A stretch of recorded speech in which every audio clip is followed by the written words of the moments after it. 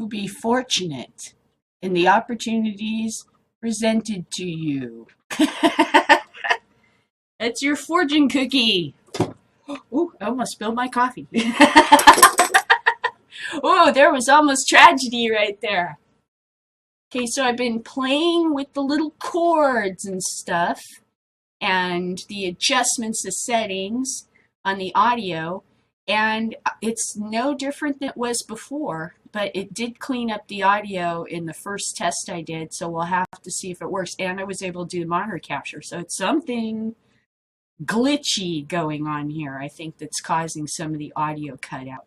Because it works fine from time to time, and then it kind of starts getting glitchy. It's a very glitchy program, that's for sure.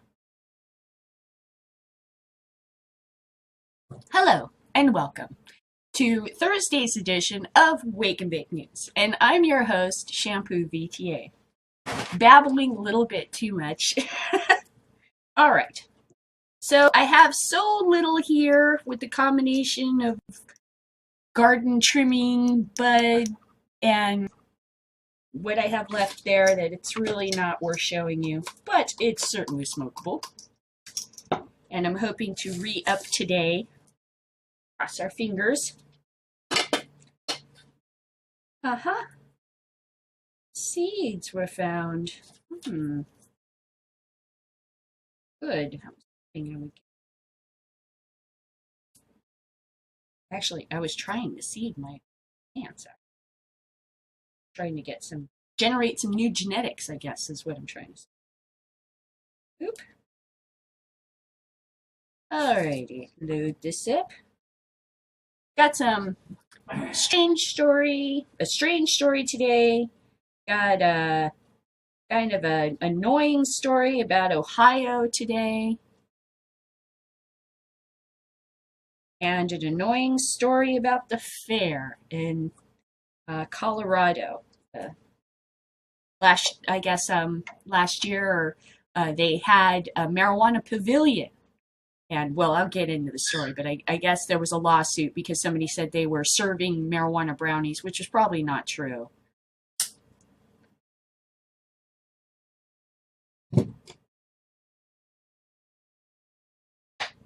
Whoopsies. More tragedy.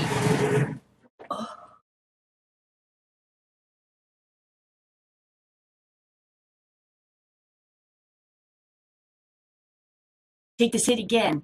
The best part of waking up.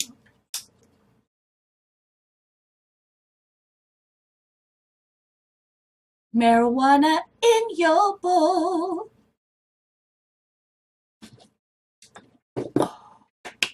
Yay.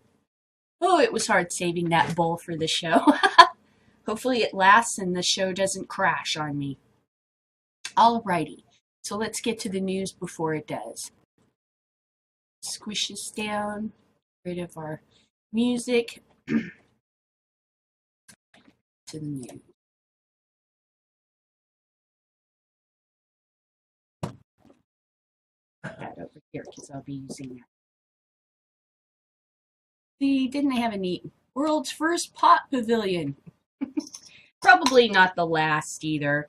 You know, you're going to have people that are extremely desperate trying weird things to try to keep prohibition going. It's going to get really bizarre and desperate as it comes in here. Sad. All right. Denver County Fair changes course, cancels Pot Pavilion. The Denver County Fair was not implicated in the lawsuit in which about a dozen people complained of being given marijuana-infused edibles samples when there was supposed to be no actual marijuana on the premises. The Denver County Fair has canceled its attention-getting Pot Pavilion this year following a class action lawsuit that accused the vendors of handing out samples of marijuana-laced chocolates at last year's event, which was supposed to be drug-free. About a dozen people complained of being given cannabis-infused edibles at the adults-only Pot Pavilion, which drew international attention amid the first year of recreational marijuana sales in Colorado. the Denver County Fair, was not implicated in the lawsuit, which fair organizers Dana Kane said was settling out of court last year, which was settled out of court last year. The law firm represented the attendees, friend, was it Freshkona, Joner, Goodman, and Greenston PC confirmed the settlement, but said that the terms are confidential. Neither of the Colorado marijuana companies involved, Full Milk Chocolate and Live Well, which operated together at the fair as Beyond Broadway LLC, returned multiple calls or emails on Wednesday. Kane said the event was ultimately canceled due to lack of interest. In the first year, we got tons of vendor support, waves of international attention, tons of sponsor support, and everybody was all about it. She said she told the Cannabis on Wednesday. But fast forward a year later, and it's completely old hat. There's a huge overload of marijuana events in this town now. That's probably true. Known for its quirky offerings and hip twist on traditional county fair programming, the Denver County Fair Pot Pavilion included competitive joint rolling and marijuana plant growing competitions, pot brownie judging, and paraphernalia displays. In spite of the passage of Amendment 64, which legalized the sale of private use of recreational marijuana, public consumption of cannabis remains illegal in Colorado for a short time until the voters get to vote on whether or not to have clubs and be allowed to smoke like other people drink alcohol. That forced organizers to hold all judging events off-site at a licensed facility.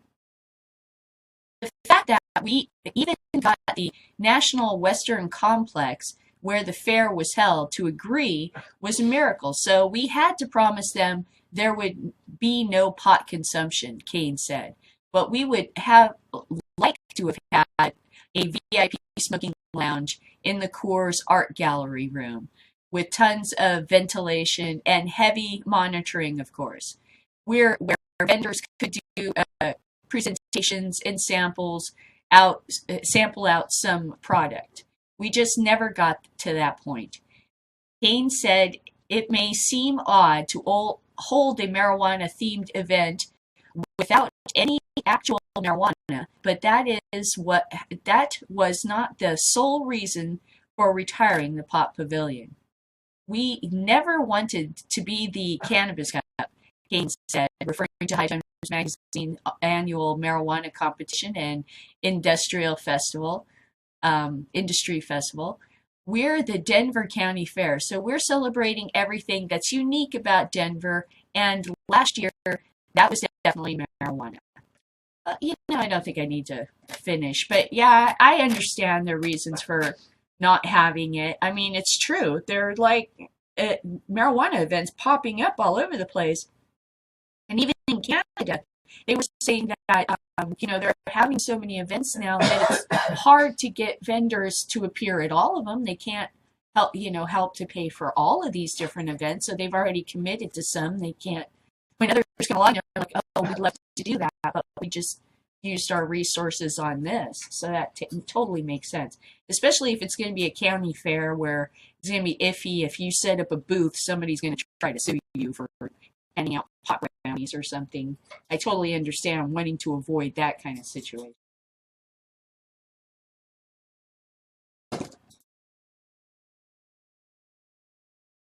The fact that it settled out of court tells me that they couldn't prove that they were exposed to edibles.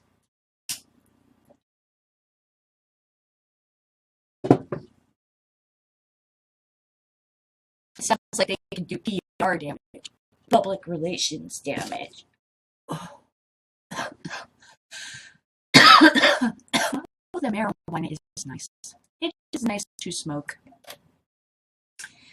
There's a better coverage up above, so I'm going to do the Vancouver story because I think it's a better one up above.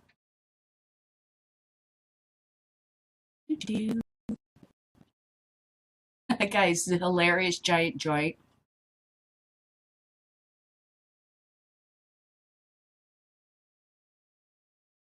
So funny. Is that real? Because that would be so funny. It'd almost be like a danger, like a fire department comes and puts it out. Legalization of recreational marijuana will be a major issue in California 2016 polls. You bet your bippy it's going to be. Advocates of recreational marijuana argue that it is widely used in any way, and making it illegal will give the police more time to focus on real crimes.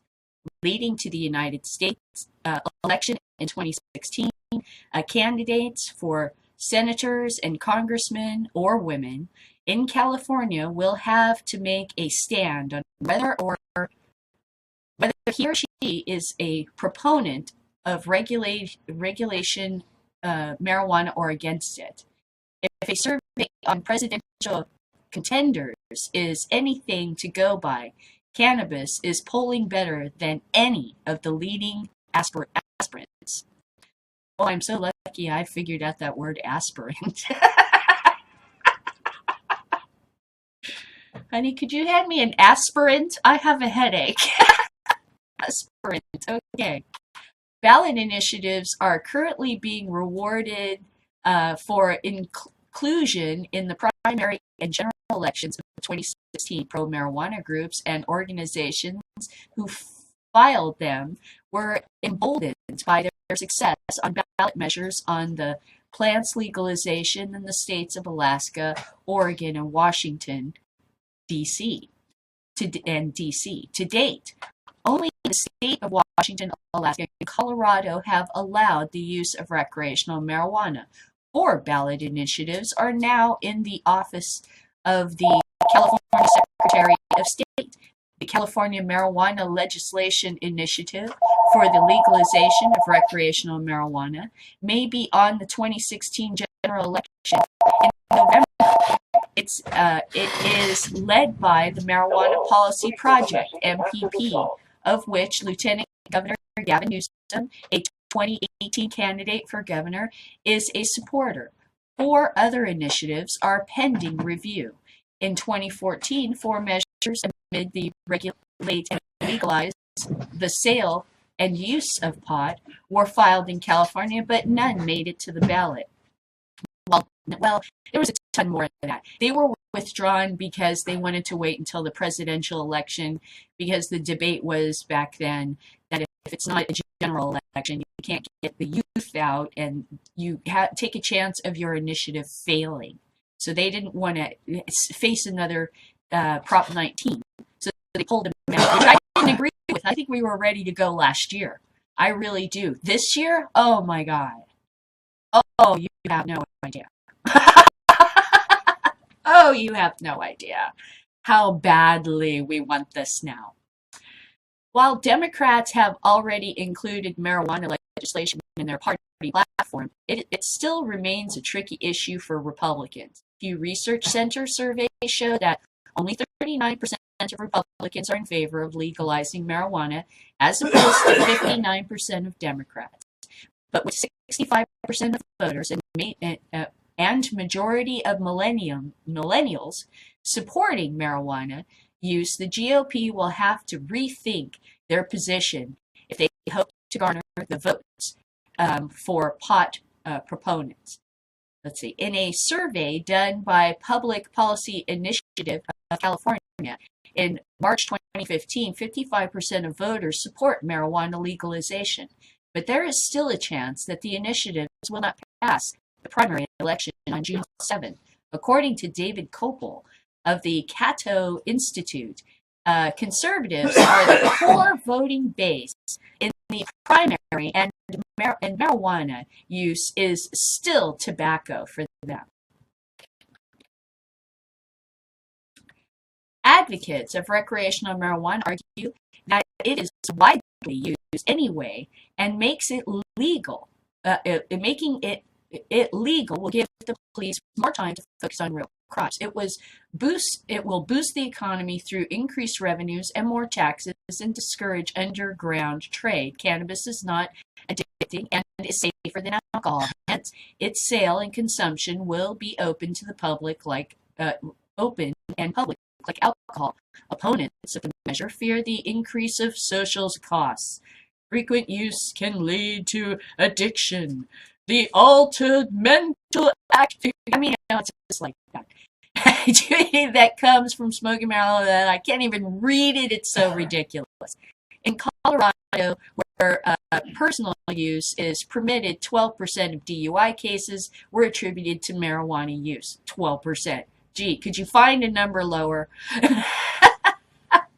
In Los Angeles, Fox 11 reported that 2.2% of DUI arrests were made during the winter holidays alone. 2,268 DUI arrests were made in 2000. That is such, in California, that would be nothing. These numbers are so tiny. California law does not excuse a person from DUI, even marijuana. Yeah, that's fine. Don't smoke and drive. But if you want to create this fear-mongering thing of, oh my God, drug drivers are under, you're losing. That is not true. I guess some people believe you, but go ahead. If legalization of recreational marijuana will succeed in California, it will set precedent for other states in America. Its population and political influence is a key driver that will determine how states who do not yet have a marijuana law will act. In any case, if smoking marijuana, for whatever reason, will be permitted in California, keep in mind that it is still a federal crime and, shut up. We don't care about your fucking stupid about her ending. Don't forget, it's still a matter. We don't care. Whatever that is. All we can talk about in California is when we're going to legalize marijuana. I swear, that is the topic of conversation. With all my stoner buds. My parents are talking about it. There's signs all over town. Weed DUI is real. And if this gets defeated, it ain't going to be because of some conservatives. It's going to be because the growers up in Northern California didn't want it again because they want to make money. I love how the conservatives try to take credit for it. Sorry, bro, but there ain't that. Really, we don't care that much about conservatism here in California. You're kind of here and you kind of do your thing, but we kind of really don't pay attention to you. Oh, here we go. Here's the better story. Conservatives are here and they do things that are kind of conservative, but really it's because people have a lot of money here and they want to protect their business interests. And that's why conservatism does anything in California. But as far as this culture war and stuff, most of us really could care less. We're not interested. It's a waste of time. Council votes to make Vancouver the first Canadian city to regulate storefront medicinal marijuana sales. Vancouver has become the first city in Canada to regulate the over-the-counter sale of medicinal marijuana. In an 8-3 vote that split along party lines, councillors adopted a legal framework that consisted of a new class of business license plus regulations that will govern the operation of cannabis dispensaries. The rule will affect more than 85 marijuana storefronts that have conducted their business outside the zoning regulations. While their operations remain illegal under federal law, see, there it is again, who cares?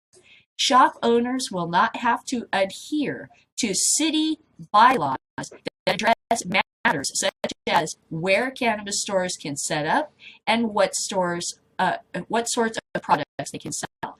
Mayor George Robertson said it would have been irresponsible for the city not to act on the rapid growth of and proliferation of medicinal marijuana dispensaries across Vancouver. We are in a situation where we act or we sit on our hands. He said, we do need a common sense approach, and we do need new rules to regulate and control marijuana dispensaries. And I think that this sets a rules to control the location and operation of marijuana dispensaries is appropriate. Vision Vancouver Councillor Greg Meggs acknowledged that the federal government has loudly opposed the city's plan to regulate marijuana sales. He responded to criticism from the health minister, Ronna Ambrose, by accusing Ottawa of falling behind changing attitudes of medicinal cannabis. Let's stop right there. Disruptive change. Disruptive and accelerated change, right?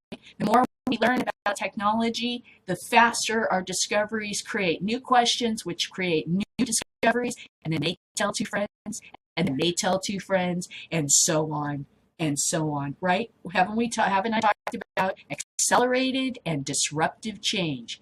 It works in politics too. And it's happening to the Republican Party, it's happening to the Conservatives, and we're watching it happen. We're literally watching them because they've painted themselves into a corner with their belief system, and now how do they find a way out? This has happened over and over again in history, but usually it would happen to a cult, or it would happen to a religion, or some type of a sect, or something, someone who told the villagers, hey, if you sacrifice your virgins into this volcano, it won't blow up. And then one day it blows up, and they decide to kill the witch doctor. This has happened over and over again in history. We are watching it happen again because they are so. It's not that they're slow to act; it's that they can't. They're literally, their hands are bound because of what they've sold themselves on, the belief system they've sold themselves on. So they have restricted their movement, so they have restricted their ability to survive this changing event. Dinosaurs. It's like literally a dinosaur extinction situation. To watch conservatives go down on this, and they must cling. They're trapped between, we believe in this and it's dragging us down. It's like a rock just dragging us to the bottom of the ocean.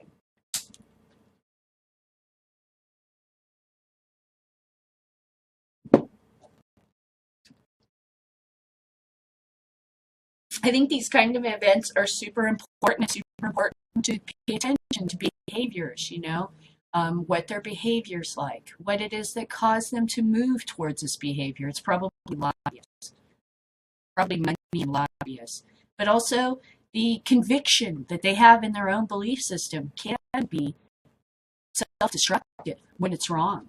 It can be horribly self-destructive. Well, here, governments are proving that they are inadequate, they are slow to move and old-fashioned, and that we need a new government system that does not involve the federal government, because the federal government does not move. It is Jurassic in its ability to change.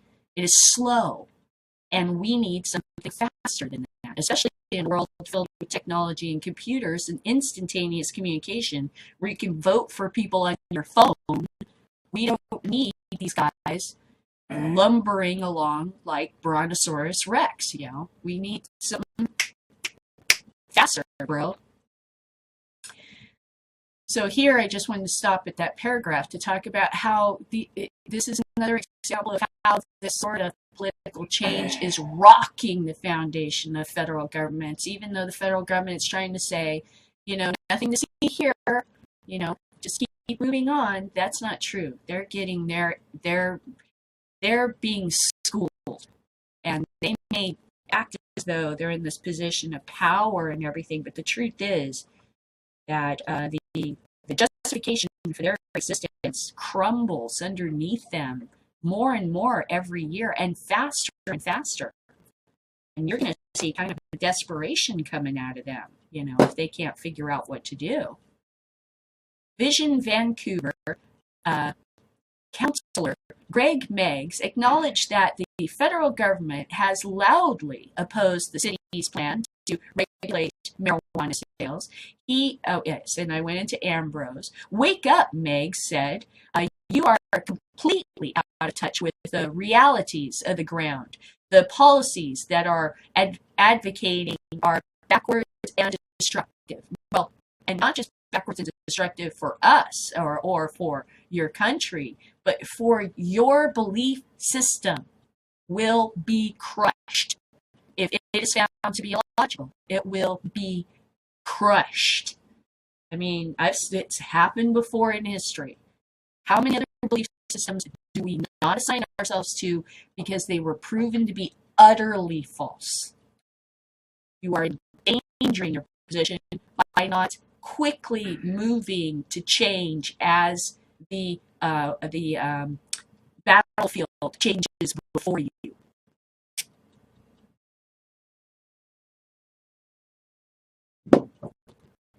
Being a redcoats, man.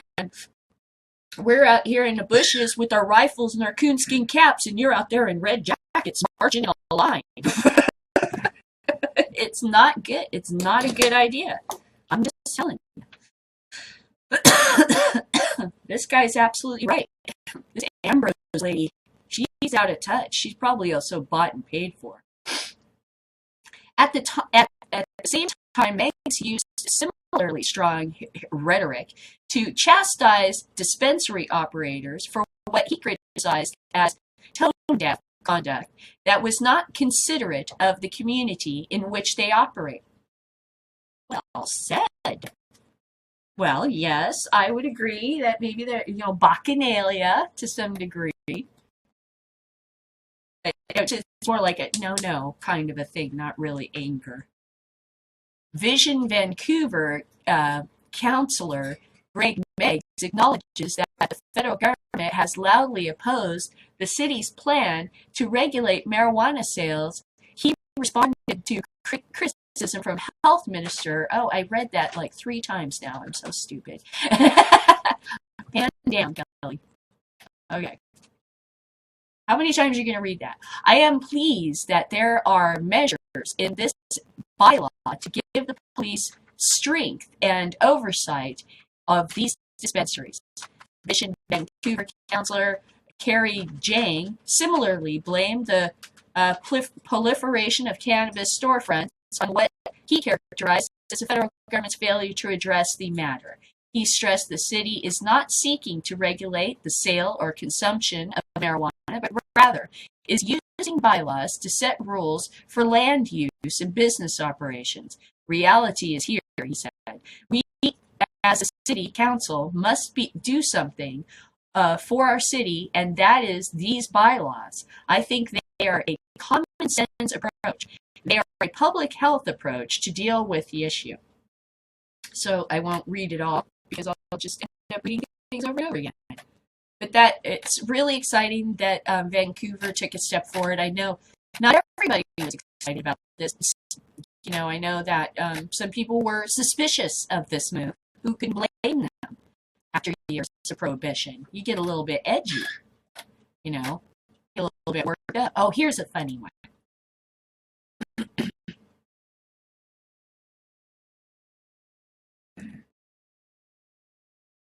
Jamaican man offers President Obama 10 acres of marijuana for his daughter. Not to mention,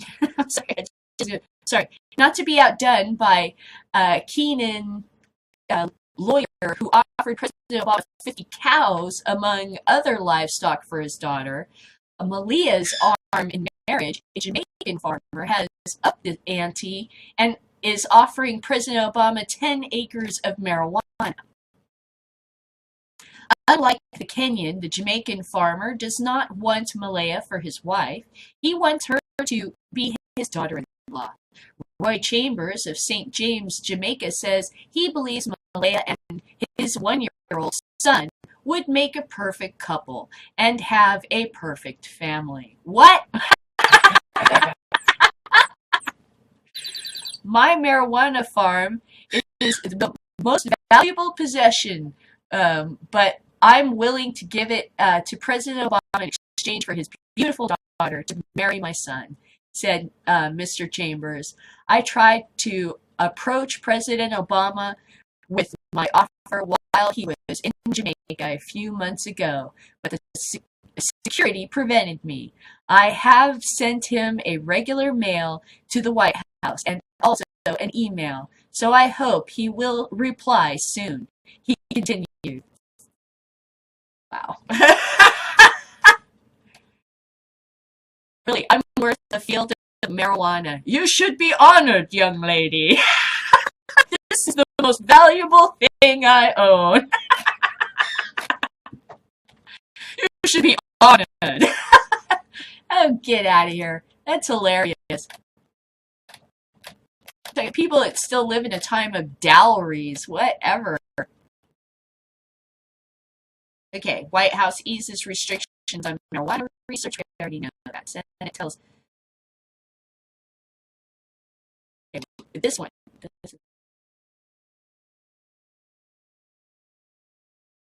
This is about the meeting yesterday with Barbara Boxer and Gillibrand and Cory Booker.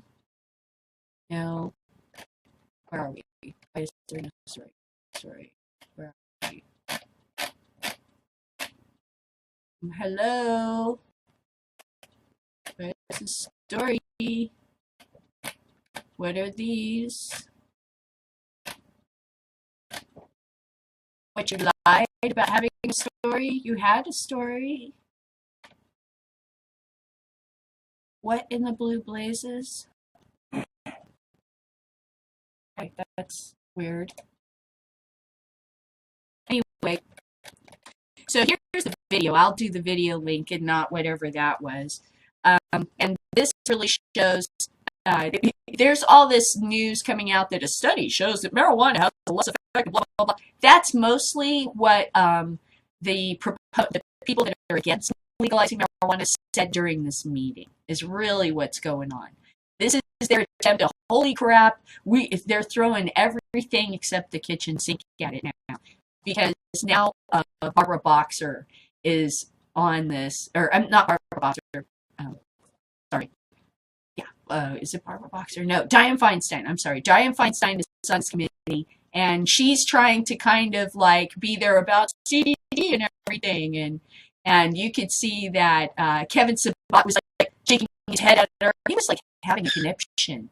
There's something wrong with that guy. His head was doing all kinds of weird things. He was so nervous. You could tell. He was just really, he's fidgety. If anybody needs marijuana, I'm thinking maybe that guy needs some weed or something because he's got serious problems.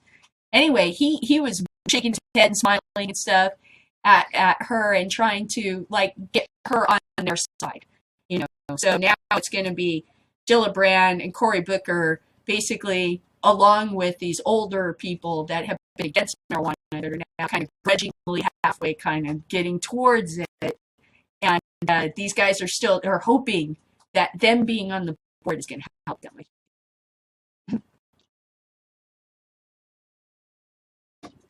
No, that was pretty much a dog and pony show. Anybody could have seen that. They just demanded that they find a way to lift the restrictions so that there could be more research. There's still more restrictions. Now people are just outright demanding that Obama use an executive order to change legalization because doing it through the states, obviously, it's not going to work. It is not a feasible solution. It is now heading into the laps of Washington, and with this Republican Congress, we obviously can't expect really very much at all. So it's going to have to take an executive order. Okay, so go to this next one. I'm sorry that story turned out to be just nothing. It's like it had a link and then it just dissipated into nothingness. I'm like, where's the story? Weird. Divergent world. First 3D printed supercar can go from 0 to 60 in 2 seconds. 3D printed supercar. So you're thinking to yourself, how can they do this?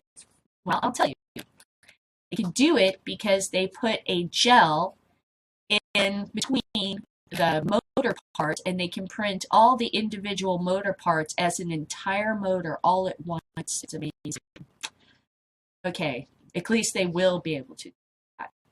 According to San Francisco firm Divergent Manufacturers, the Blade is the first 3D printed supercar and is created using a series of chassis parts held together by a carbon rod, rather like a giant Lego kit. Its 700 horsepower engine can use either compressed natural gas or gasoline. Altogether, it weighs just 1,400 pounds, less than some modern cars. Divergent says the car can accelerate from 0 to 60 miles per hour in about 2 seconds. Divergent manufacturing plans to sell a limited number of high-performance vehicles that will be manufactured in its own manufactory. Society has made great strides in its awareness of adopting a clean and greener car, said Divergent manufacturer Kevin Zinger, I guess. The problem is that while these cars do not exist, the actual manufacturing of them is anything but environmentally friendly. The Blade is made using a proprietary solution called a node, a 3D printed aluminum joint that connects pieces to carbon fiber tubing to make up the car's chassis. The node solves the problem of time and space by cutting down on the actual amount of 3D printing according to build the chassis and can be assembled in just minutes. Online editors. Okay, so here's what's important in my opinion about that. So what if it's not a 3D printed car? What if it's a tank? What if it's a plane, a jet? Okay, and instead of warehousing tanks and warehousing guns and helmets and flak jackets, that we don't warehouse, as much as we do now. We have some, right? A base to work from. We 3D print whatever it is we need for war. When something happens, we just 3D print everything we need from the ground up, right? And then when it's over, we melt it down again, and that way we're not giving it away to police forces. We're not giving a tank to a school district. We're not doing this because we got to move the inventory, the old situation of having inventory. I think the problem with the military and the military industrial complex is this idea of having a parking lot filled with tanks and junk that you're not using, that isn't serving any purpose. At least it can be a robot and drive around and do something, not just sit there taking up space and not doing anything. Okay, so the next one, this one's annoying. This one's going to be annoying. I'll need to load a poll for this one because this one's going to be a little annoying. Backers of marijuana issue in Ohio are organized and well-funded.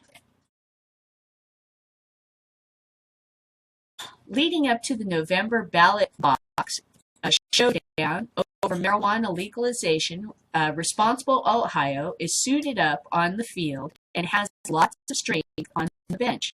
The opposition, meanwhile, isn't near the stadium, has no uniforms, and lacks enough players to even have a team. It lacks enough players to even have a team. If nothing else, the marijuana legalization debate shows that Responsible Ohio is no fly-by-night organization of potheads. It's a diverse, business-oriented team that includes veterans, Republicans, strategist Neil Clark, and 270 strategists, a group which helped run President Barack Obama's 2012 re-election campaign. Responsible Ohio, $20 million game plan from inception to election is outlined in the 50-page campaign prospectus sent last year to potential investors. The bottom line is the bottom line. Big financial profits, the lure of investors now in place is a front row seat for a lucrative legalized marijuana market in Ohio and maybe elsewhere. Winning in the battleground state of Ohio will have an incredible positive impact on the Midwest and the nation, the document said. Being on the front lines of the project, 1 billion plus annual sale potential is one thing, but being able to replicate this victory everywhere else places the principal founders, investors in a stronger position to return on investments in other ventures. 3 responsible Ohio initiatives from Central Ohio made the first public appearance on Wednesday at a news conference at which they signed an agreement to allow marijuana workers to choose to unionize. About 300 people are expected eventually to be employed at the site. We are looking forward to providing much needed medical marijuana for people with debilitating disease, he said, adding that the marijuana could be used by cancer patients. Okay, so this is about the investors. The problem is that Ohio is planning, they voted on a bill that would basically block any legalization bill from going forward in Ohio. So this all sounds like super great, you know.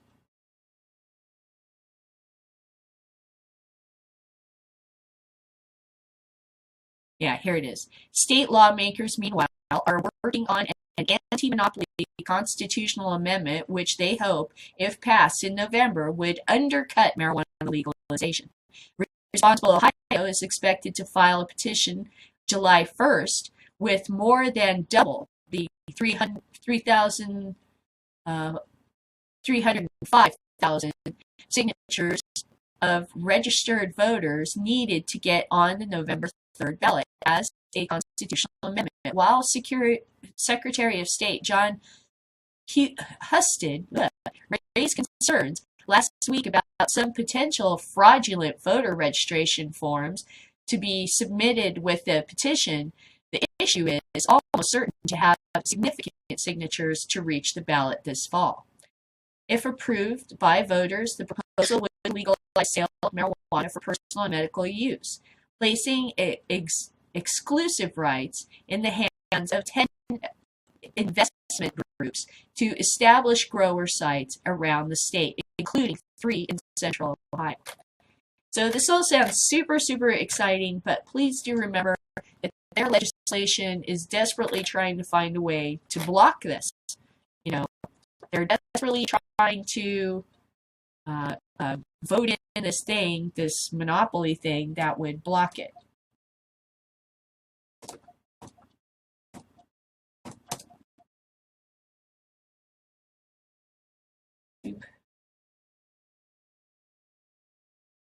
Ohio House passes a measure that might block. So there's this thing going on in Ohio, and Ohio is a battleground state when it comes to presidential elections. That's why this is important. Ohio passes a measure that might block pot ballot issue. Open to not have a commercial. Or it's Fox, so it's dangerous. There could be poison on the site. Columbus, Ohio. The Ohio House has passed a fast-moving proposal that some say could block an effort to legalize marijuana, and both issues are approved by voters. The House voted 81 to 12 Wednesday in favor of a resolution which aims to make it harder to amend the Constitution with ballot issues that provide commercial economic benefits to few individuals or create such monopolies. One group seeks marijuana legalization, wants to create 10 designated grow sites around Ohio. Legislative leaders and other opposed say that misusing the Ohio Constitution for business interests. The anti-monopoly resolution would need approval from the legislature, and and then voted it must clear the legislature with a 3/5 majority before August 5th to appear on the fall ballot. Some opponents argue the proposal is too broad and could have unintended consequences. True, if it is a knee-jerk reaction, it's probably bad law. That's probably true. So, like, it's so annoying that these idiots in Ohio are just like, knee-jerk, quick, make a law, we don't know what to do, kind of thing. I'm not even going to post that because that's Fox News. But you get the idea. Things are moving forward in Ohio, but then there's also difficulties ahead because they want to try to sabotage their effort to legalize. So they want to try to sabotage the will of the people, in my opinion. So annoying. So all the weird and strange things that I found last night and this morning. Let's get back to my ED and get off the monitor capture. Here we go. You can see the tree in the backyard. Really line up my shot. Oh, I see it. And it also fell. What else is out there to look at? The world of Ventura.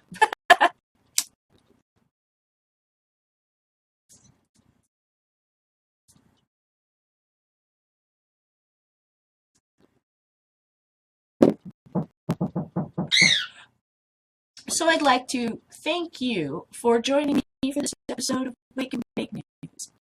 And hopefully we'll see you tomorrow. And I will be upped. There's a knock at my door. It must be my brother. or my son. That's right. You guys are old enough to work, huh? Let's do this before we go. Hey, Logan. It is Logan. Good guess. And Sean. Hey, Sean. Hello. Oh, yes. I'm just finishing right now. This was the end. So, adios. See you later. Oh, wait. What I should do is take this dab that I saved on camera before I go and rushed off. How are you, Sean? Pretty good. And yourself? I'm good. We kind of broke our diet last night and had those delicious Twinkies with the salted caramel. Not Twinkies, but like chocolate aisles with the salted caramel. The boxes over there. They're freaking zingers. That's what it is. Those are evil. That is evil. Bring it here. That was so good. Totally broke my diet last night. You guys just eat the whole box? Yeah. We did.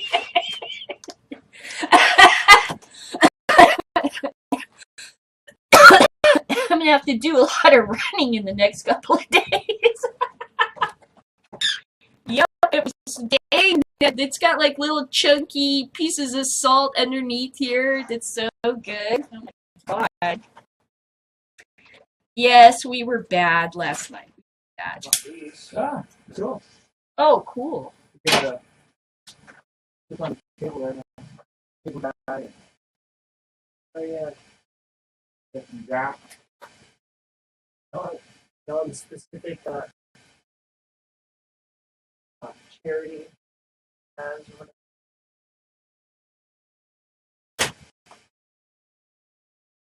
whatever.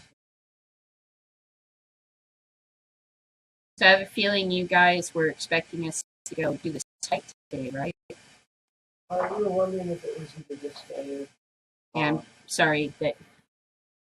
No, tomorrow. We're going to do it tomorrow. That's okay.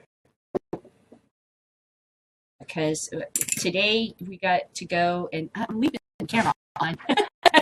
Today we got to go clean out Nana's refrigerator from all that junk food that she's got in there while she's on this trip to Canada.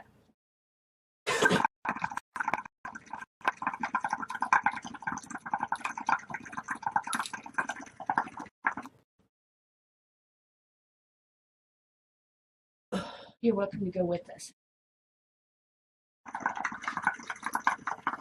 We also need to go over to the house, and she wants us to cook a turkey. Haha, there's my dab that she's got in the refrigerator. So we'll have to figure out, what to do with the turkey too. Gotta get rid of all the stuff she's got. Cut it up, throw away most of it, and Now she just put a little in the freezer and say, "Hey, there it is." Okay. she's in this, like, I have to explain the camera. She's in this mode where she goes shopping all the time, and she just doesn't buy one thing. She buys a basket full of the same thing. It's the thing she lives for, is to go to the store and hunt for bargains and then buy not one turkey, but like 4 turkeys, and then we got to figure out what to do with them. It's great. She's a smart lady, but it's also like, she's 84. What does she got 4 turkeys for? Okay.